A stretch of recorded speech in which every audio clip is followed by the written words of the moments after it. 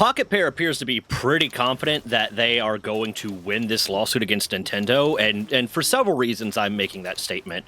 But first, like to clarify what winning is in this case, because it's been something that's been brought up a lot, and I think everyone like that's really thinking hard about it and understands kind of what's going on realizes that for Pocketpair and Nintendo, they have different win conditions. Pocketpair, their win condition is winning the lawsuit or Nintendo dropping the lawsuit before they go out of business, before they lose all their profits, before they can no longer continue to publish the game. Nintendo's win condition isn't winning the lawsuit. It's not getting their money back. That's already been kind of proven by the fact that the amount of damages that they're claiming aren't the amount of money that they're spending on the lawsuit to begin with, because if their law firms that they're using are definitely charging more over this period of time than what they're claiming in the equivalent of like $70,000 worth of damages. So Nintendo doesn't care about winning the lawsuit. Nintendo doesn't care about reclaiming the so-called damages that they're saying Pocketpair has cost them by releasing Palworld. Nintendo just cares about bullying, and this is conjecture. Nintendo just cares about bullying Pocketpair into giving up, either giving up and settling, and then probably signing some sort of agreement that they're going to remove this, and they're either going to stop publishing the game, or they're going to remove this component and this component and this component and this component permanently, so that they're nothing at all possibly like anything that Nintendo might ever one day possibly want to make that is Pokemon related. Or conversely, dragging this lawsuit on for so long that they can't continue, that the company goes out of business. Those are the win conditions for Pocketpair and Nintendo, respectively. Two of the big things to counter like some of the arguments I'm seeing happen in my comments and in other places about, you know, who's really winning this lawsuit, because I just put a video out of Palworld seems to be fighting this lawsuit pretty well. Pocketpair seems to be fighting this lawsuit pretty well. But the two big arguments that I see of, well, it seems like Pocketpair is losing, or it seems like Palworld isn't gonna win, are two main things. One, Pocketpair has in fact changed some game mechanics. They removed the gliding pals, so pals, you can no longer glide with your pals, and now it's just the pal assists you with gliding using, you know, the glider. And the other mechanic that, you know, they changed was the way that pals are released. It used to be that you threw the pal sphere out, like I've been over this 1,000 times. You threw the pal sphere out, it landed there, the pal got released there. They changed it so that it appears right next to you because that. And a lot of people are saying that, oh, that's a sign that Palworld is Pocketpair's admitting that they in fact were infringing upon the patent and that they shouldn't be doing that. So since Nintendo is forcing them to change this stuff, that means Nintendo's winning, or Nintendo has won on a moral grounds because, or on like a figurative grounds because Palworld is changing these things. But it was like, I've tried to make it kind of clear what my conjectures about this, and then like one of the patent attorneys that I saw, one of the Japanese patent attorneys I saw made this clear, and then they seem pretty clear about it. This is not Palworld saying, Pocketpair saying, we infringed on these patents and we were wrong to do this. This is just a case of Pocketpair being like, listen, in the meantime, while we're fighting out whether or not we infringed on any patents or you even had the rights to those patents, we are going to acquiesce in this way temporarily so that you can't try to petition the court and say, well, we're not sure if they're infringing upon this patent, so in the meantime, they need to stop publishing this game, because if they are infringing upon the patent, then they're doing damage to us, kind of thing.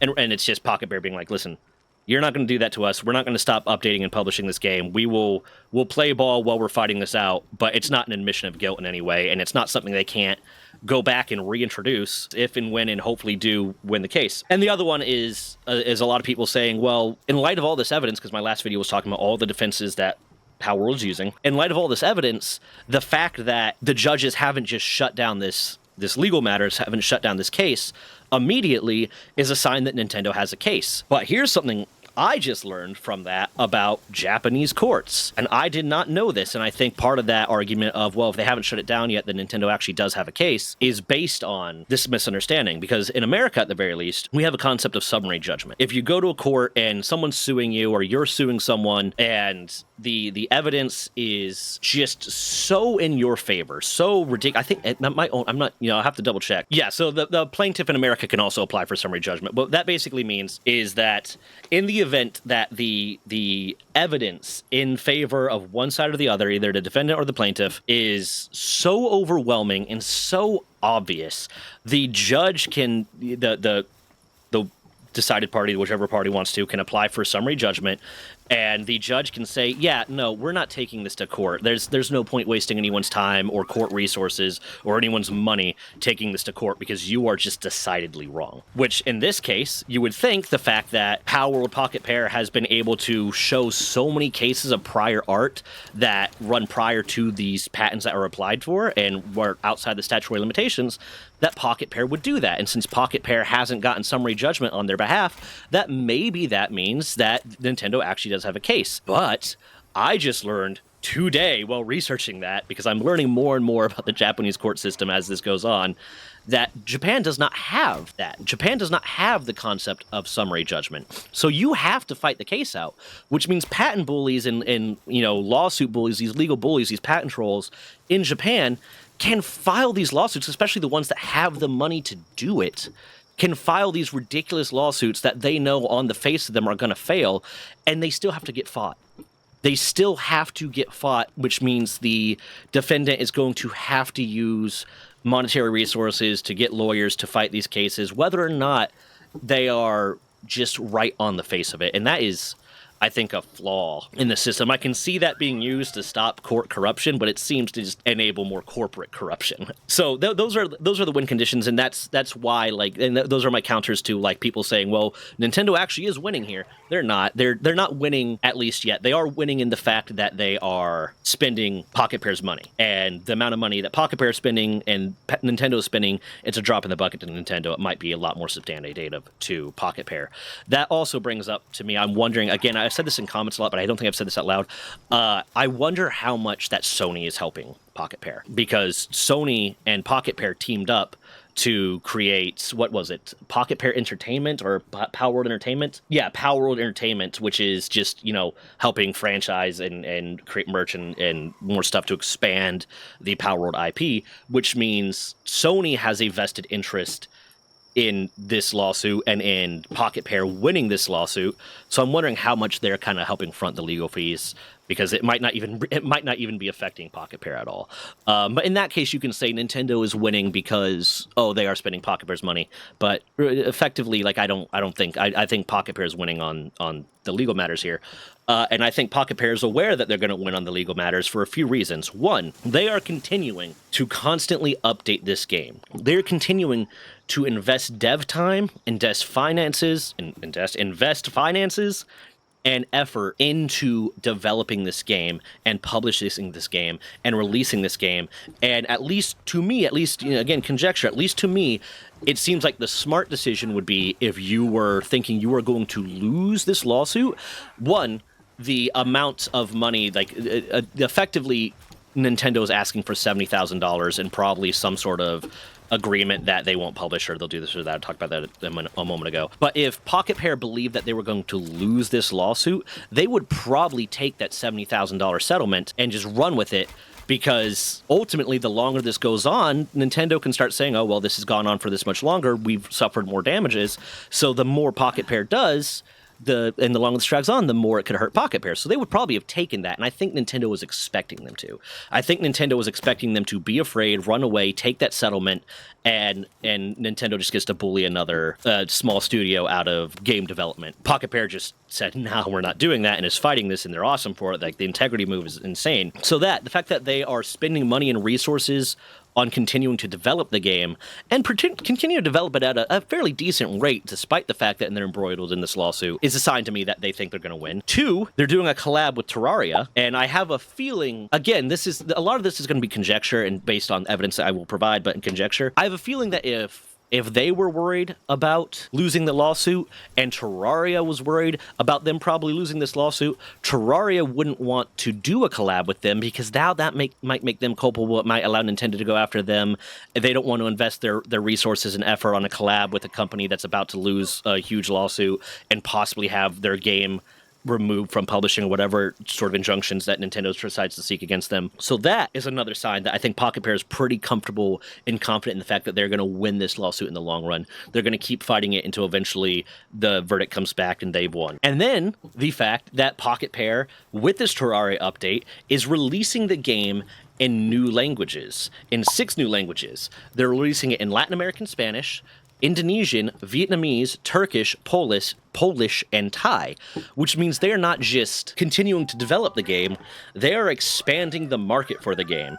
And by expanding the market for the game, they are increasing the amount of money that they're making, and according to Nintendo, hurting the Nintendo market even more, because now they're competing with, supposedly, even though this is a completely different genre of game than Nintendo has ever produced. I don't know of, I might be wrong here, leave it in the comments if I am. I don't think Nintendo has ever produced a base building game. This is a creature capture game, but is a base building survival game too, and that's kind of its primary thing. It's the creature capture is a product of it, whatever you want to say, but it's a completely different genre than anything that I'm aware of Nintendo ever doing. So are they really competing with them? No, at least to my mind, they're not competing with them. But by expanding the demographics that they are selling to, they're expanding their competition with Nintendo, which would allow Nintendo to say, oh, well, now the damage just went up, and I don't think that's something that they would do if they thought that they were going to lose. And then I do love, and this is kind of going on that case too, and it's kind of going on the case of, I think, other companies thinking they're going to win. One, Sony's still supporting them. Sony's still backing them. Two, they just put out and